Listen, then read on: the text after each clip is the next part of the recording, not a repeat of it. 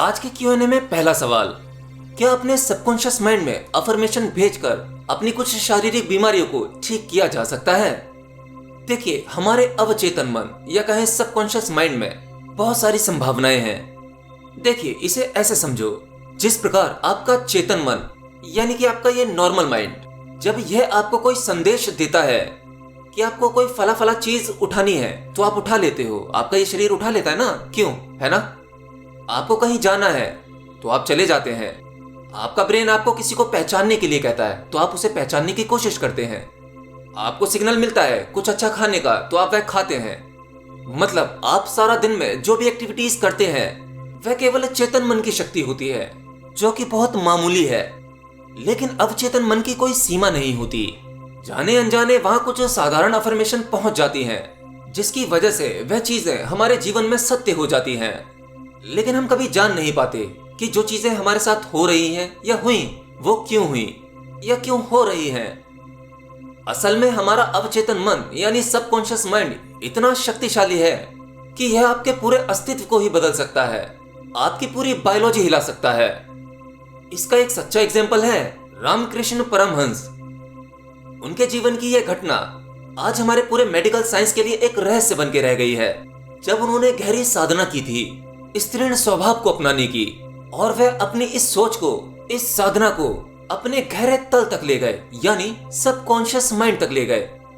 उनके द्वारा सोची गई वो सभी अफर्मेशन सबकॉन्शियस माइंड तक पहुंच गई, और फिर हुआ ये कि उनके अंदर पूरी तरह से स्त्रीण स्वभाव आ गया। जब मैंने इसके बारे में पढ़ा तब मैं आश्चर्यचकित हो गया। उनकी चाल ढाल सब कुछ वैसे ही होने लगी थी। ये तो कुछ भी नहीं, उनके स्त्री की तरह स्तन उभरने लगे थे, यहाँ तक कि उनके पीरियड्स भी होने लगे थे। अब ये कैसे पॉसिबल हो सकता है? लेकिन क्या करें, हमारा सबकॉन्शियस माइंड तर्क नहीं लगाता, ये कोई लॉजिक नहीं लगाता। यहाँ तक कोई भी मैसेज पहुंच जाए बस उसी को अस्तित्व में ला देता है। ये नहीं जानता कि क्या पॉसिबल है, क्या इम्पॉसिबल है। इसके लिए सब कुछ एक जैसा ही है। अफर्मेशन वहां तक गई, जो हुक्म मेरे आका, वो काम हो ही जाता है। तो ठीक इसी प्रकार से ये पॉसिबल है कि हमारी इस फिजिकल बॉडी की बीमारियां सबकॉन्शियस माइंड की हेल्प से क्योर की जा सकती हैं, इनका ट्रीटमेंट किया जा सकता है।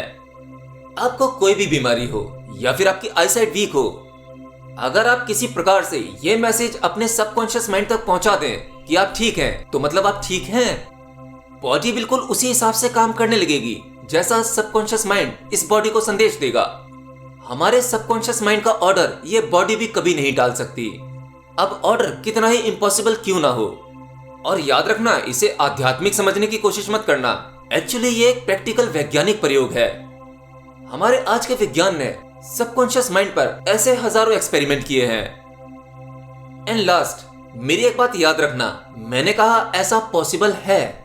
आप अपने सबकॉन्शियस माइंड में अफर्मेशन भेजकर अपनी बीमारियों का ट्रीटमेंट भी कर सकते हो, लेकिन ये पॉसिबल है। मैं ऐसा बिल्कुल नहीं कहता कि आप सब इसको कर सकते हैं, क्योंकि जितनी आसानी से मैंने थ्योरिकली से कह दिया, ये प्रैक्टिकली उतना ही मुश्किल है। क्योंकि यह तो केवल आपके लिए जानकारी है, लेकिन जब इसका प्रयोग आप करेंगे तो इसके लिए प्रॉपर कॉम्बिनेशन होना चाहिए।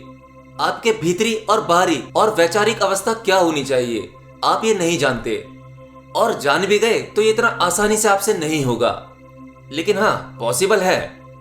अगर ये प्रयोग 100 लोग करते हैं तो उसमें से केवल 2% लोग ही कामयाब हो पाते हैं, क्योंकि यहाँ पर आपको अपने सबकॉन्शियस माइंड तक सिग्नल को कनेक्ट करना होता है, और ये इतना आसान नहीं है। एनीवेज, दूसरा सवाल पूछा गया है कि क्या शराब पीने के बाद अगर हम ध्यान करते हैं तो क्या ध्यान के कुछ फायदे हो सकते हैं? देखिए, कई मायनों में शराब आपकी कॉन्शियसनेस को अनकॉन्शियस में बदल देती है। लेकिन शराब पीने के बाद जो अवस्था किसी व्यक्ति की होती है, कभी कभी लगभग वो एक ध्यान जैसी अवस्था ही होती है। फर्क इतना होता है कि ध्यान में आप अवेयर होते हैं, कॉन्शियस होते हैं, लेकिन शराब पीने के बाद आप अनकॉन्शियस होते हैं। अगर आपने थोड़ी मात्रा में शराब का नशा कर रखा है तो आपका माइंड एक अलर्ट मोड पर होता है। ऐसा व्यक्ति एक सामान्य व्यक्ति से ज्यादा अलर्ट होता है। वो अपने आसपास की चीजों को बहुत अच्छे से ऑब्जर्व करता है, चीजों को याद भी रख सकता है। कई बार एक शराब पीने वालों के हाथों में काफी सफाई आ जाती है, वो जो भी काम करता है बहुत सफाई से करने लगता है। मतलब ये कि उसका दिमाग आमतौर के मुकाबले ज्यादा तेजी से चलता है, लेकिन इससे आपकी चेतना निचले स्तर पर चली जाती है। शराब पीने के बाद आपका चेतन मन अलर्ट होता है, बट आपकी चेतना ग्राउंड पर होती है। और अगर आप लिमिट क्रॉस करते हैं तो आपकी चेतना पशु जितनी नीची हो जाती है, मतलब आप एक पशु के समान हो जाते हैं। तो अगर आप ध्यान कर रहे हैं और साथ साथ कभी कभी ड्रिंक भी करते हैं, या कहें हफ्ते में एक बार, तो आपको इससे कोई खास फायदा नहीं होगा। आप जितना कुछ अपने ध्यान में जमा करेंगे, जो एक्सपीरियंसेस आपको होंगे, वो फिर से एक बार नशा करने के बाद आप वापस अपनी उसी अवस्था में पहुंच जाएंगे जहां से आपने शुरू किया था। और अल्कोहल आपकी मेमोरी पर भी गहरा असर डालता है, इससे आपकी मेमोरी कमजोर होती है। और आखिर में मैं एक बात कहना चाहता हूँ, आपसे मैंने कहा था कि एक शराब पीने वाले व्यक्ति की अवस्था लगभग वैसी होती है जैसी एक ध्यान करने वाले की हो जाती है। ये उन अर्थों में नहीं है कि आप शराब पीने लगो, बल्कि ये उन अर्थों में है कि शराब पीने के बाद व्यक्ति को किसी चीज का डर नहीं होता। उसके भीतर शराब डर को खत्म कर देती है। जो बातें, जो चीजें वो होश में रहकर नहीं बोल सकता था, वह अब शराब पीने के बाद बोल सकता है। एक शराब पीने वाले व्यक्ति को घर की प्रॉब्लम्स, रिश्ते नाते, दुनियादारी या पैसों की कमी, या घर में हो रहा कोई भी कलेश, घर में हो रही कोई भी दिक्कत, इन सब से कोई फर्क नहीं पड़ता। जब तक उसे शराब का नशा होता है तब तक वह चिंता मुक्त होता है। और ध्यान में भी व्यक्ति कुछ इसी प्रकार से होता है। लेकिन याद रखना, ध्यान एक होश की अवस्था है और शराब पीने वाले की एक बेहोशी की अवस्था।